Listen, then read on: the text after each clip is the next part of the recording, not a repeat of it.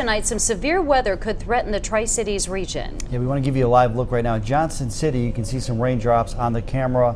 A bit dark out there right now. Rainy afternoon, really, but the worst weather is yet to come. Yeah, Storm Team 11 is in storm threat mode tonight. Chief Meteorologist Mark Reynolds joins us now with the latest. Hey, Mark.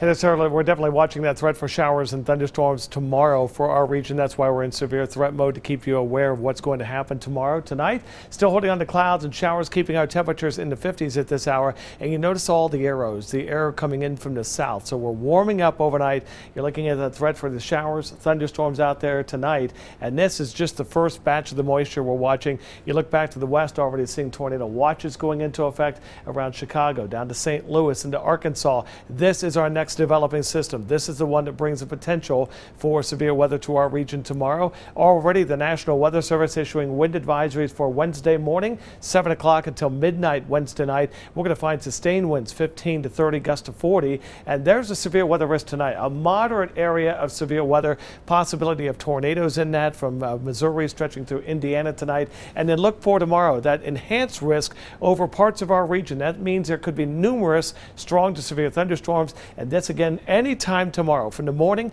through at least 7 to 8 o'clock tomorrow night until the front moves through. Biggest potential threat, damaging winds in excess of 60 miles per hour, hail quarter to golf ball size, even a few tornadoes. We're going to keep you up to date on the weather, give you a full forecast coming up in just a few more minutes.